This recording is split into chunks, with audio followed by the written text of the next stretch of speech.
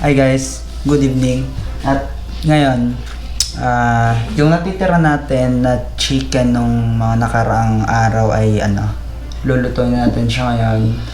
Yung dalawang pakpak doon, tsaka yung isang drumstick.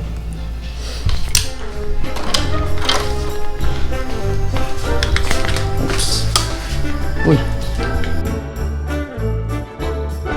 Ay, umalis nga kami, no? Then, bago ako umalis kanina, kasi nakalis naman ako 12:30, mag-aalauna na din, no? Magwawa na ng hapon. So, nakapag-workout pa tayo syempre. And tomorrow kasi ay Saturday. So,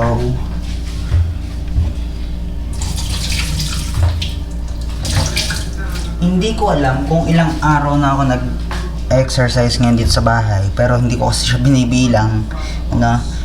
Yeah, off-cam naman, tuloy-tuloy pa din naman tayo. So, hopefully, dire-diretso na tayo para ma-achieve natin yung pinangako ko sa sarili ko nung may in-upload ako sa Facebook. So, yan. Yes guys, let's go. Happy New Year and Merry Christmas sa inyo. Dahil dito sa amin sa hindi nagki-Christmas. Okay? Kaya yon. Kwentuhan muna tayo habang hindi, magpe-prepare muna tayo habang nagkukwentuhan tayo. Ayun, malapit na, ilang araw na lang, 2025 na. So, yeah. Itong magiging content natin ay gusto kong mas mapaganda pa at mas mag-enjoy kayo, no? Dahil syempre habang pangat ng pangat yung year, paiba din tayo ng paiba yung generation natin ginagawa dito. Kaya ayan, hopefully mag-enjoy kayo and sit back and relax. Samahan nyo ako sa journey ko. Yung chicken, lahat na natira natin ay air fryer ko na lahat para wala na akong tira dun sa ref. And then tomorrow, hey guys, good morning.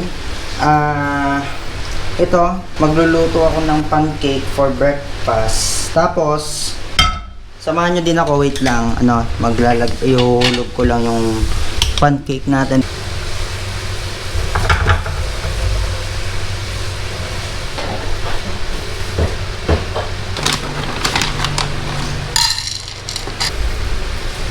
Oh lala, sunog na.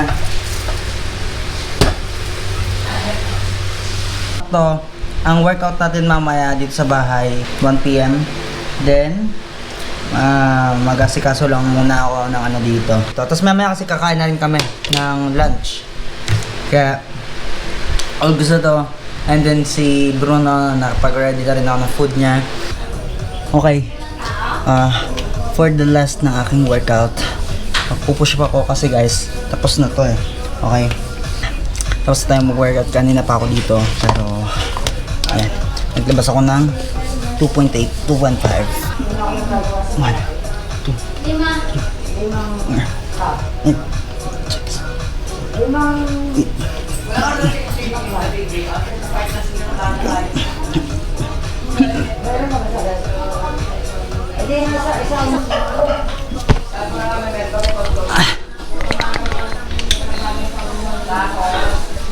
ayos na.